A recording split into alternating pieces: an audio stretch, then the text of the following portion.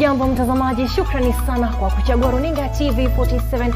Karibu kwenye awamu ya saa moja Upeo Wa TV47, ikiwa ni tarehe 28 mwezi wa Machi mwaka wa 2020. Siku ambayo kama siku zingine mtazamaji, Wakenya wanaungana na ulimwengu mzima kukabiliana na virusi vya corona. Tunajua kwamba serikali ya Kenya sasa imetoa amri ya watu kufika nyumbani kabla ya saa moja. Na mtazamaji, basi tunashangaa wewe tayari umefika nyumbani. Tunajua kwamba jana ama siku ya jana ikiwa ni siku ya kwanza ya makataa haya, Wakenya wengi sana walikabiliana na polisi. Lakini tutakuwa tunaangazia haya yote katika taarifa zetu. Naitwa Corazon Safan, naye mwenzangu aliye kwenye meza ya ishara anaitwa Ann Wairimu. Lakini kwanza hivi hapa vidokezo.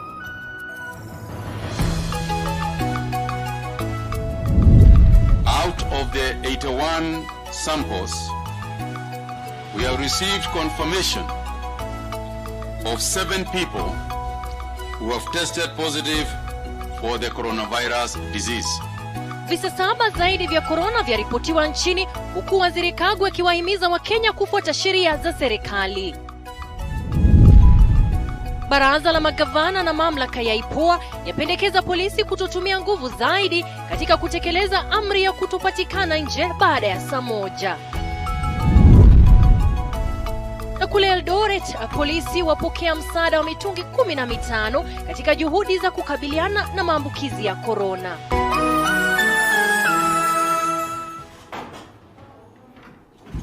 Naam, karibu tena mtazamaji, na kwa mara nyingine naitwa Corazon Safan. Mtazamaji, tunajua kwamba ni siku ya pili ya amri ya serikali na taifa la Kenya kukaa kwa nyumba baada ya saa moja. Tunajua kwamba jana tulikuwa na makabiliano makali kati ya taifa la Kenya, wananchi pamoja na polisi. Tunajua kwamba siku ya leo pia kumekuwa na makabiliano chache hapa na pale. Ningelipenda kujua mtazamaji, leo kumekuwa vipi? Je, makataa haya yameweza kuafikiwa kwa njia mwafaka? Je, kafyu imefikiwa kwa njia mwafaka hata siku ya leo? Zungumza nami, nitaweza kupakua yote hewani. Nambari ya SMS ni 22047, na pale mitandaoni tupo mubashara kwenye Facebook @TV47KE na kwenye Twitter @TV47KE. Na mtazamaji, idadi ya watu ambao wamepatikana sasa na maambukizi ya corona nchini imeongezeka hadi 38, miongoni mwao wa Kenya 4, raia wa Kongo 2 na Mchina 1. Ujumbe zaidi ni kwa watu 4 hao wana historia ya kusafiri nje ya nchi. Mmoja kati yao alizuru kaunti ya Mombasa, 2 wakiwa ni jamaa wa karibu wa wanaougua maradhi hayo tayari. Huyu hapa Salome Mwiruri na taarifa hii kwa kina. This is how this disease spreads. This is how people in Italy and elsewhere are dying in the thousands per day. Per day. And if we want to save Kenyans, if we want to avoid the experiences that other countries are experiencing, we must do what those who have succeeded in addressing the disease have done. Waziri Mutahi Kagwe ameonekana kufika kiwango cha kukerwa na Wakenya ambao hawasikii la mwathini wala la mteka maji msikitini. That we follow these rules. Otherwise, ahead will be extremely stark times. Let us cooperate. Let us work together towards avoiding a total and complete breakout of this disease.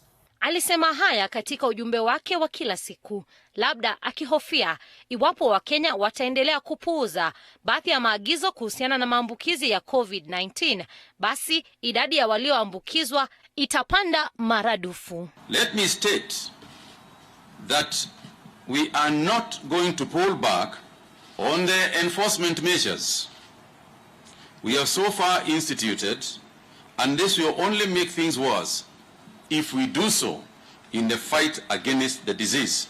Kwa sasa watu 7 zaidi wanauguza COVID-19. Out of the 7, 4 had a history of travel from countries with active transmission. 1 had traveled to Mombasa, or 2 did not actually have a travel history but come from contacts. Waziri pia amesema kuwa mgonjwa wa kwanza kupatikana anauguza maradhi haya ya corona nchini, na 3 wamepimwa na kupatikana kuwa kwa sasa wamepona maradhi hayo. Hata hivyo, a repeat test is scheduled in the next 48 hours. We remain hopeful that the repeat test will be negative, confirming full recovery to allow for their discharge from our treatment center.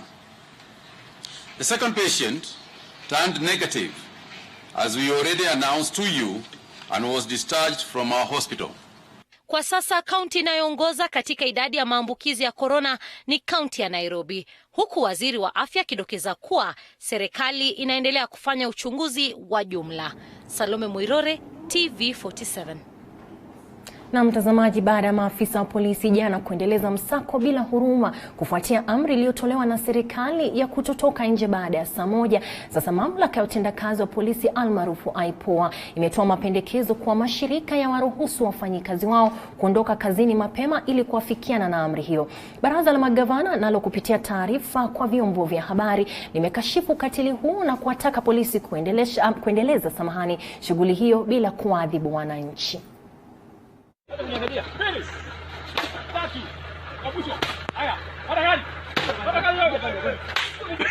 Tarehe 27 mwezi wa Machi ikawa ndio siku ya kwanza ya makataa ya kutoka nje baada ya maagizo ya serikali ili kujaribu kupambana na janga la korona.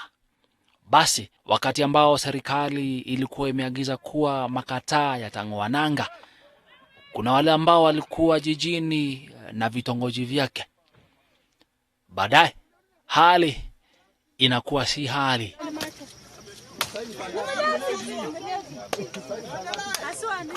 Video hizi zilizoenea katika mitandao ya kijamii usiku wa kuamkia leo zinaonyesha polisi wakiwapiga wananchi.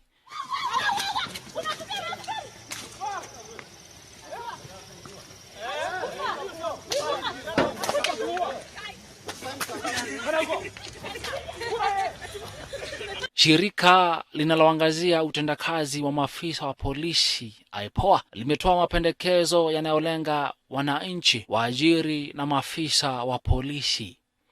IPOA imewataka wananchi kuzingatia masaa ya kutokuwa nje kama ilivyoelezwa. Kwa waajiri, ni jambo la muhimu kuwaachilia wafanyikazi saa mwafaka ili waweze kufika makwao kabla ya makataa ya kutoka nje. Shirika hilo pia limetoa mapendekezo kwa mkuu wa polisi kuhusiana na utendakazi wa maafisa wake.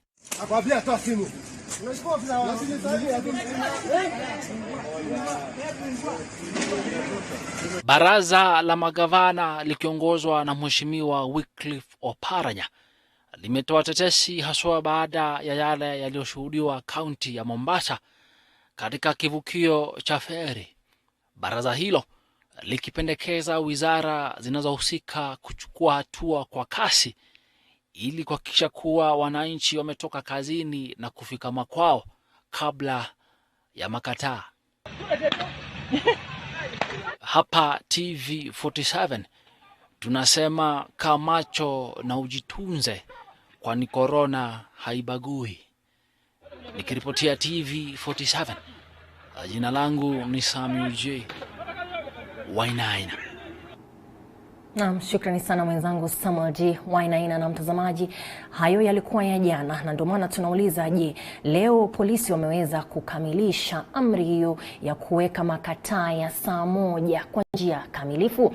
Je, leo polisi wameweza kutekeleza amri hiyo ya kuzuilia watu wasiwe matembezini au safarini baada ya saa moja jioni kwa njia kamilifu? Zungumza nami, nitaweza kupakua yote hewani. Nambari ya SMS ni 22047 @TV47KE kwenye Twitter na hata kwenye Facebook. Na mtazamaji, serikali imesema kwamba hakuna haja ya kuwazuilia Wakenya nyumbani katika harakati inayojulikana kwa lugha ya Kimombo kama lockdown, kwani mikakati ya kupima saa almaarufu curfew inatosha kuzuia kuenea kwa maambukizi ya korona iwapo Wakenya watafuata maagizo. Haya ni kwa mujibu ya Wakenya wengi ambao walitaka serikali kutoa amri ya kufungia watu nyumbani.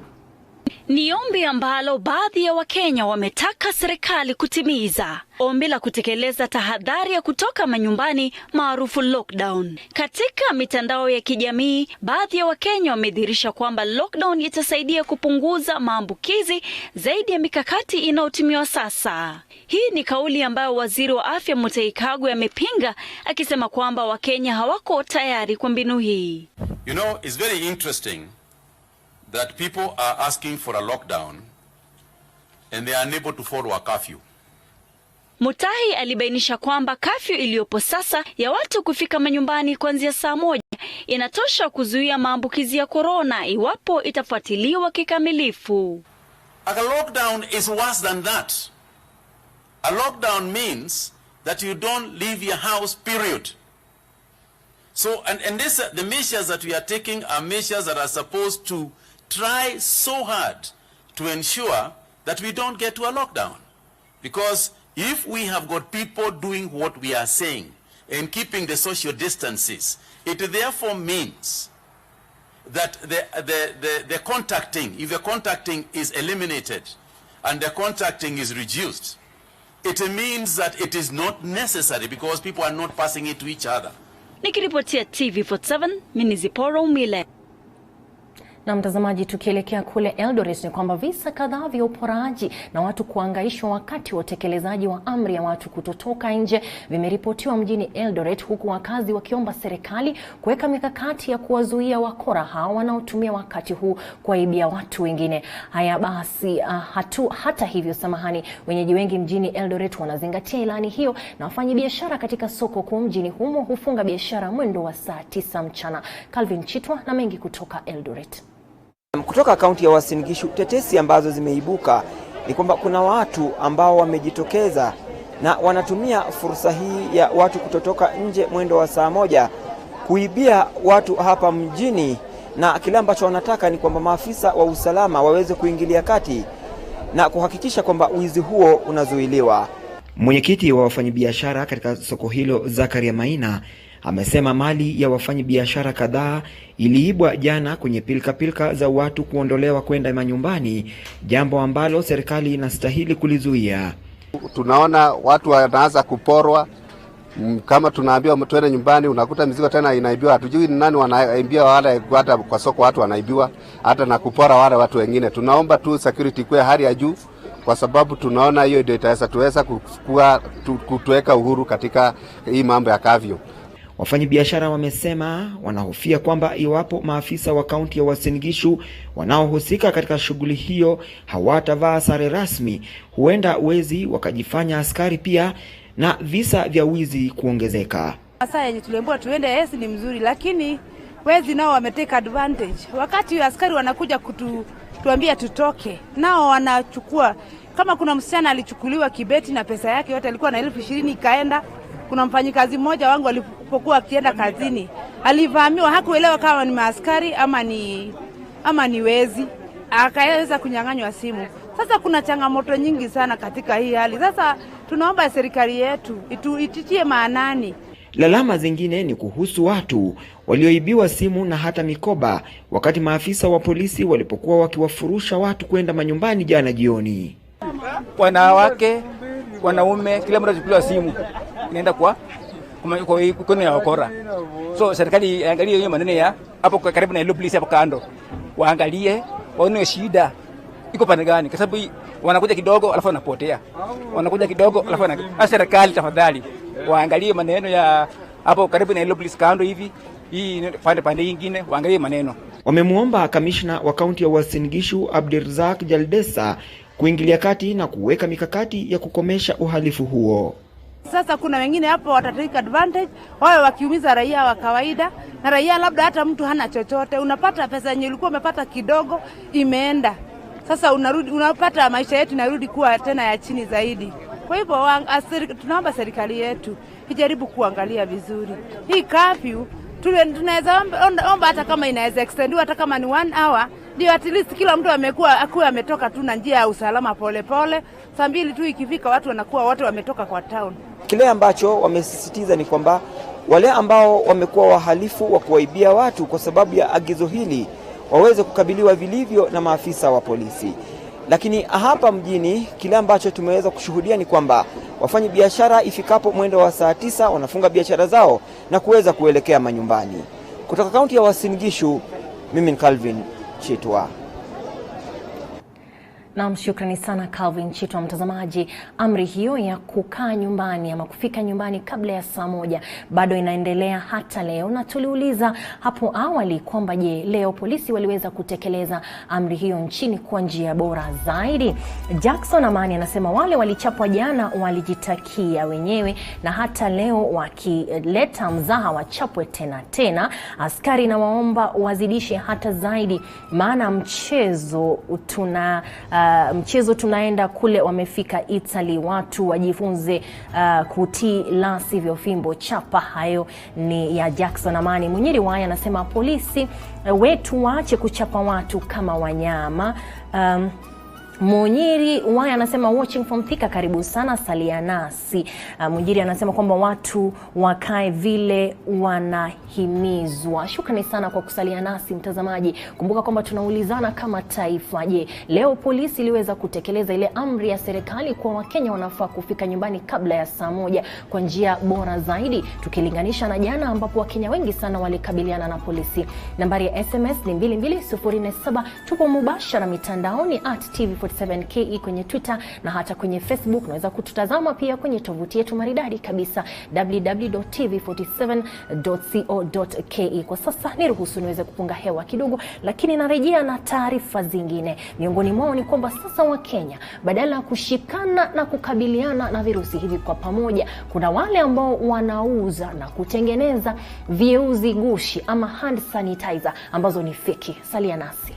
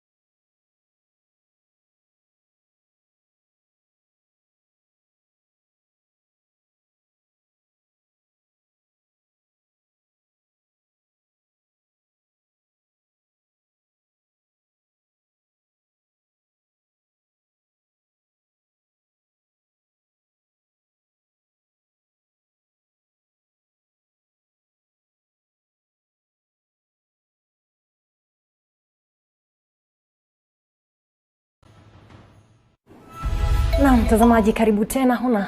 Tazama Upeo wa TV47 amu ya saa 1 hapa kwenye runinga ya TV47 ukiwa nami Corazon Safan na mtangazaji mwenza aliye kwenye meza ya lugha ya ishara anaitwa Ann Wairimu. Naona kwamba majibu yako yanafika hapa katika kiwambo changu, tukijadiliana kuhusu vile polisi wametekeleza kafyu katika taifa letu siku ya leo.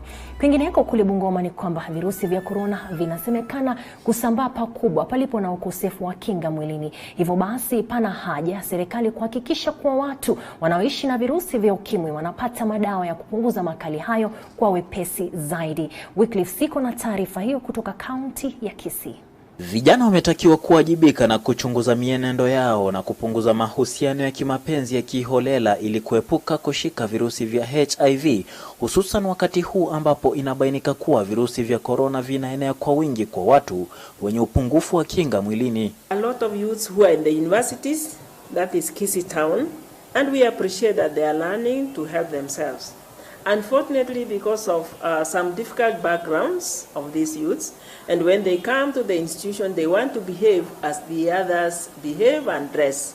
So they go for the, they say the sugar mummies, the sugar daddies, to give them resources for them to dress like others.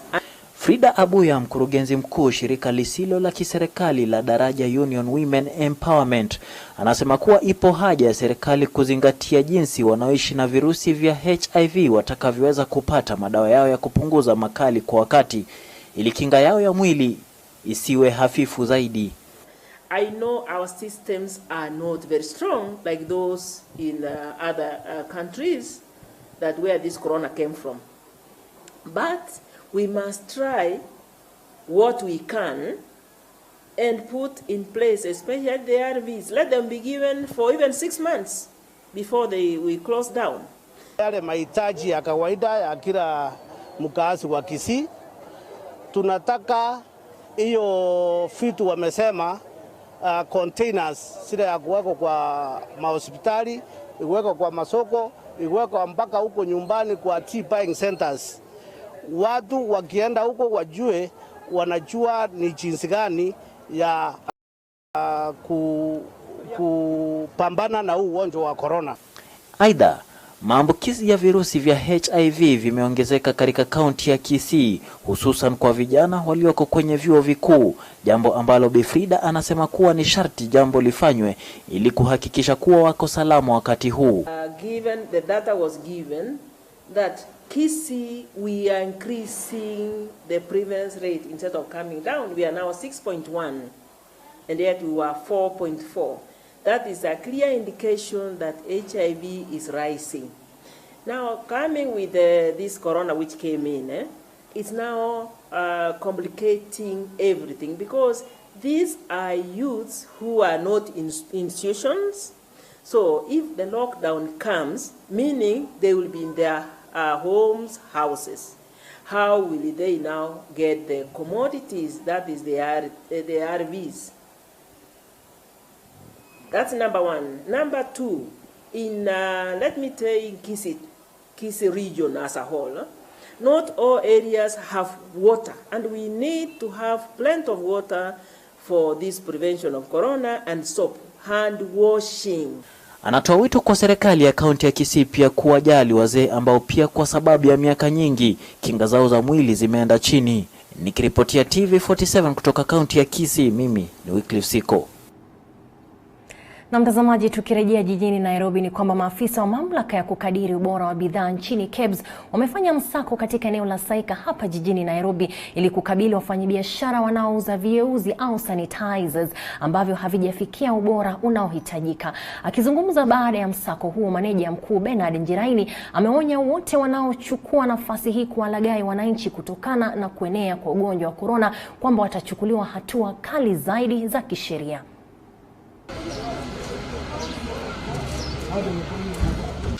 I want to say that as the national standard body, our topmost priority is protection of safety and health of Kenyans and the public in general.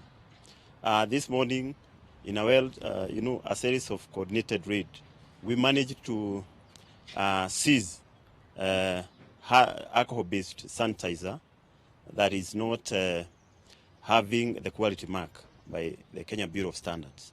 And I think it is quite immoral, it's very unethical for a company to manufacture a product that it is known it is not effective. So what we did is that yesterday we picked a sample out of our market surveillance, and after the test we have established that it does not meet the minimum threshold, that is the 60% ethanol requirement, to make it effective.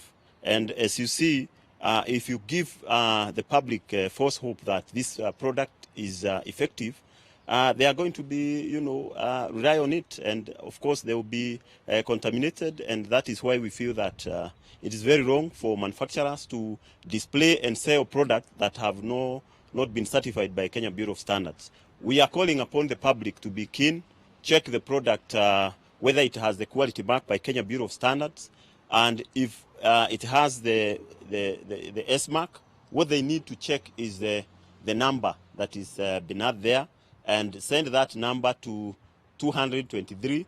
The feedback that they are going to get is going to respond and give them the manufacturer whether the permit is valid, and that is the only way we can assure the public that the product is effective.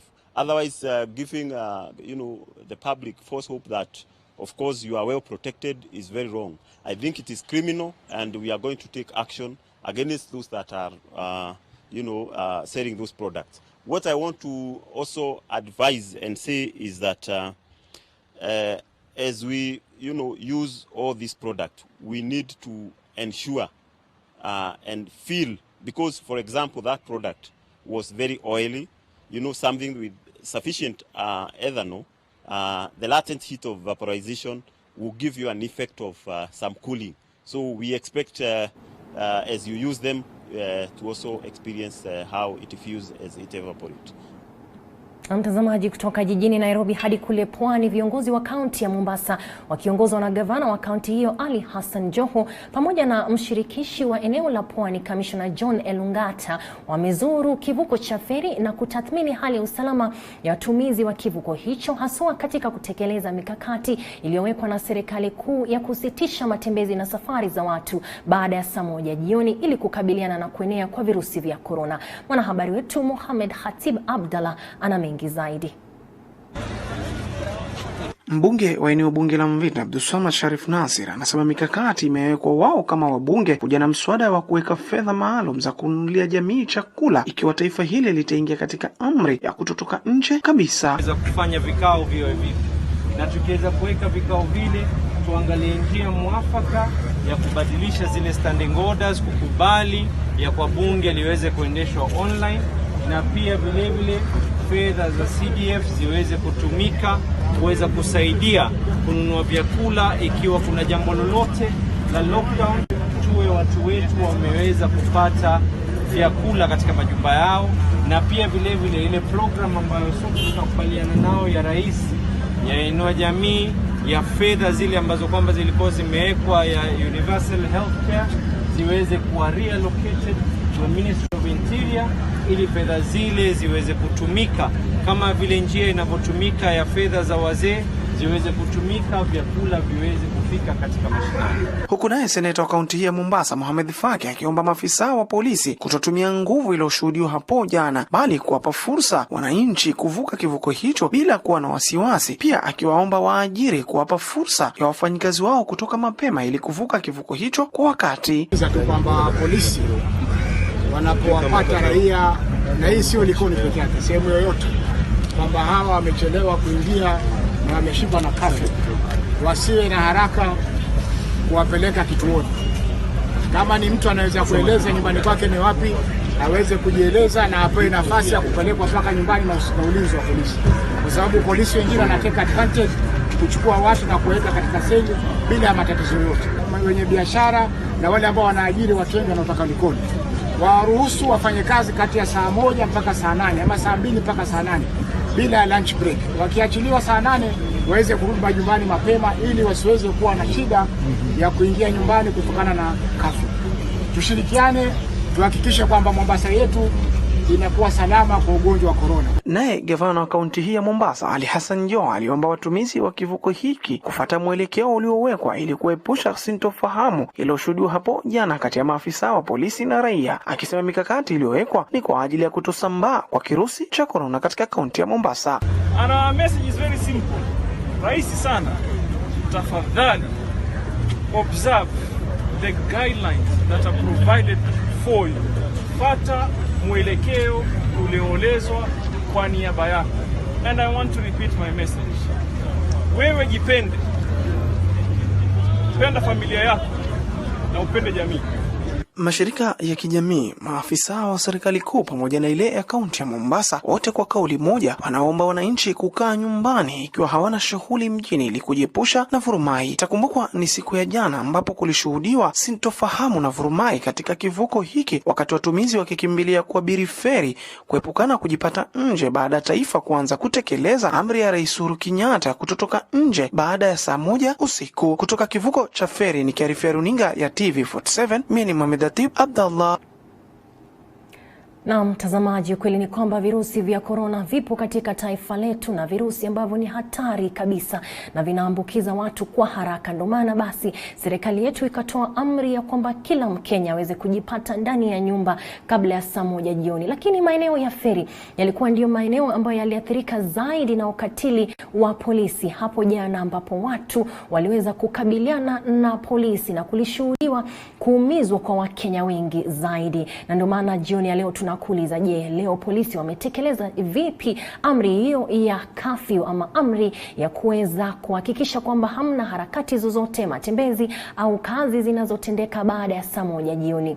Je, leo polisi wameweza kuafikia haya ama kukabiliana na wananchi kama ilifanyika ya kutekeleza kwa ajili ya kutekeleza amri ya kuhakikisha kwamba kila Mkenya yupo katika nyumba yake kabla ya saa 1 jioni? Zungumza nasi utuambie kumekuaje leo, curfew imetekelezwa vipi? Nambari ya SMS ni 22047 na mitandaoni @TV47KE kwenye Twitter na hata kwenye Facebook. Na mtazamaji, na bado katika kauli hiyo hiyo, ipo haja ya idara ya usalama kushirikiana na kampuni zinazotoa huduma za ulinzi ili kufaulisha zoezi zima la agizo la kutotoka nje jioni kufuatia maambukizi ama kufuatia kukabiliana na maambukizi ya virusi vya korona. Kampuni zinazotoa huduma ya ulinzi mjini Kisumu sasa zinasema kuna haja ya idara ya usalama kushirikiana na kampuni hizo ili kufaulisha zoezi zima la kutotoka nje jioni. Kulingana na Vincent Owino, msimamizi wa operesheni kwenye kampuni ya Chakra, amesema hatua hiyo itazuia wafanyikazi wao kutojipata pabaya mikononi mwa afisa wa polisi. Yeah, in fact, we collaborate with them, as in like yesterday, for an example. When we were on duty at night, you realize that some people who are being dispersed from where they were crowding themselves could run away to some of our assignments, and our guards could easily alert the police to do away with them at their hiding places. Even yesterday, there was a meeting that was, we were summoned, and we attended that meeting with those executives from the police and other bodies. We talked and they told us the ways that we could do away with these problems that has brought a lot of problems to our country so far. Aidha, amesema mikakati yote ya kuhakikisha wanafuata sheria zinazoambatana na amri ya rais tayari zimezingatiwa. Second, we provided what my colleague has just said, the name tags for easy identification. And at the same time, as you can see, I'm having my sanitary. This is the face mask. So my guards are also provided with the face mask. So I believe as Chakra, we are ready. So far we are prepared very much. And as you see, even about the curfew that was made yesterday, we have prepared our people fully. Even they are supposed to vacate the area at around 0600 hours. And the remaining ones who are on duty, they must be transported with a vehicle which is marked for security until their place where they are residing. So far I can say that we are prepared fully. Haya yanajiri siku moja tu baada ya maafisa wanaotoa huduma za ulinzi kucharazwa viboko pamoja na raia mjini Mombasa. Daniel Dembede, TV47, kaunti ya Kisumu. Na mtazamaji, kuhusiana na haya naona basi maoni yako hapa. Mwenyiri waya unasema wewe uko nyumbani, shukrani sana kwa kusalia nasi tangu mwanzo. Gabriel Kimani anasema watu wafuate sheria. Timo Kipkoich unasema watu wakae nyumbani, vema kabisa. Esther Chingo Diambo unasema stay at home. Lakini je, polisi wameweza kutekeleza haya kwa njia gani siku ya leo tukilinganisha na jana? Polisi kupiga watu sio mwisho wa kuzuia korona. korona. Haya ni mateso wakati wa mitume akina Petro na mitume wengine. Jana ilikuwa ni Sodoma na Gomora. Anasema yeye ni Simiyu kutoka Eldoret. Wasiliana nasi, nambari ya SMS bado ni ile ile, nambari hiyo iko pale chini katika runinga yako 22047, na kule kwenye social media pia tupo kabisa @TV47KE kwenye Twitter na kwenye Facebook. Na habari hizi basi tunatambaa moja kwa moja kule kwenye tovuti yetu ambayo ni www.tv47.co.ke, na pia kama hutapata haya kwa muda unaofaa basi kwenda kule kwenye YouTube @TV47KE ama TV47KE kule kwenye YouTube. Usibanduke mtazamaji, niruhusu niweze kupata angalau kopo la maji nirejee na taarifa zingine.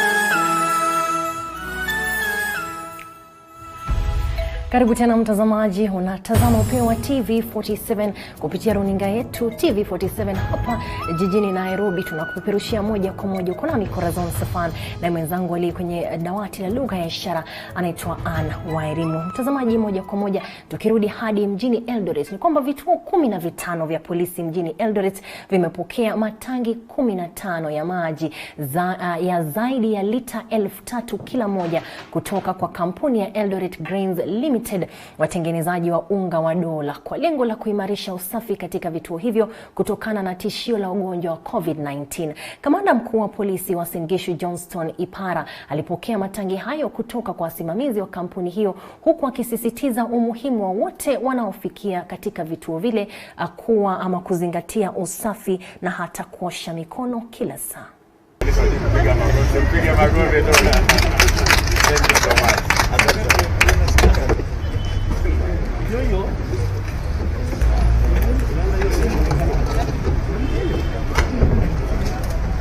Mara mingi utapata watu wengi huwa wafikiri kwamba polisi ni binadamu, lakini leo tunataka kusema shukurani sana mandugu zetu, madada zetu kutoka Dola Tetema.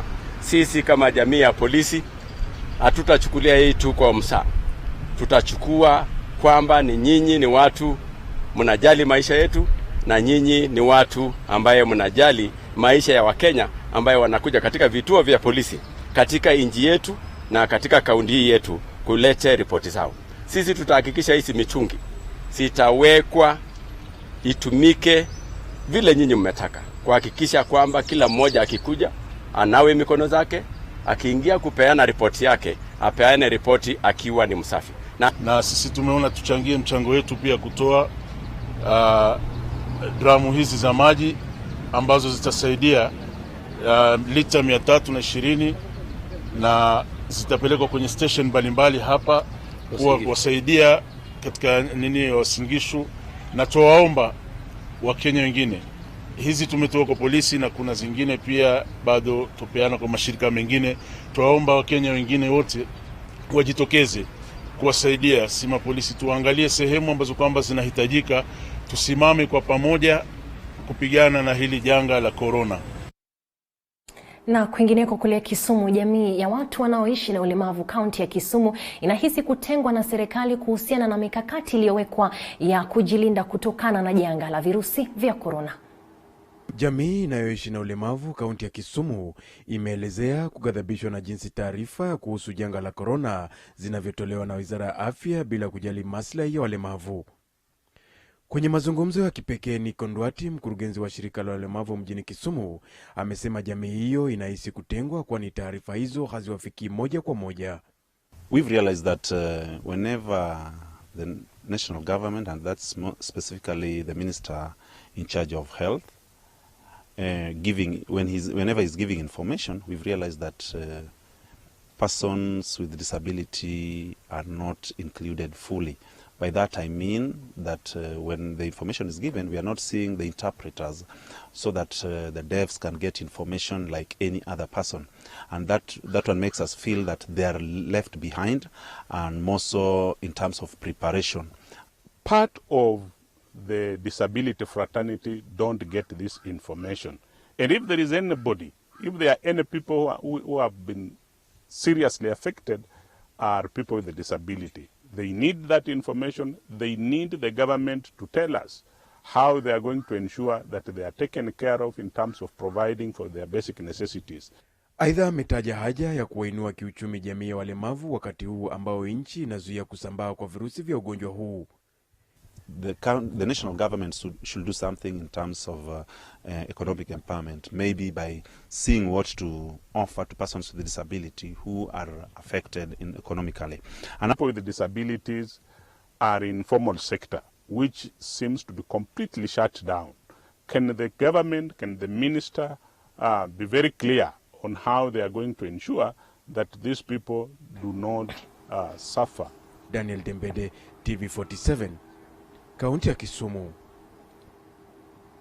Na moja kwa moja hadi Kakamega ambapo serikali ya kaunti hiyo sasa imewataka waajiri wote kuhakikisha wafanyikazi wao wanaondoka kazini saa 11:30 jioni ili waweze kufika nyumbani kabla ya saa 1 jioni. Haya yanajiri baada ya bunge la kaunti hiyo kuafikiana kwamba kila mwakilishi wadi atachangia 10% ya mshahara wao katika kipindi cha miezi 3 ijayo kusaidia katika kukabiliana na COVID-19. Na anavyoripoti sasa Mulindikeri, baadhi ya viongozi kwenye kaunti hiyo wametoa wito kwa polisi kutotumia nguvu kupita kiasi wanapohakikisha kwamba sheria hiyo imefuatwa. Baada ya kilio cha baadhi ya wafanyakazi kuhusu saa ya kutoka kazini inayokinzana na agizo la serikali kuu, Gavana Wycliffe Oparanya ameingilia kati na kutangaza kuwa saa 11:30 kuwa saa mwisho ya kuondoka kazini. Curfew already I have talked to the township municipal business association that they must release their employees at least at 5, so that or if they delay then 5:30 they must have closed their premises, so that this gives enough time for the employees to pick their matatu and be able to go home on time. Remember, even those people who are working on matatu, piki, they must also drop these people to their respective places and be able also to be at home on time at 7 or before 7. So all employers within Kakamega County are instructed that businesses should be closed by 5:30.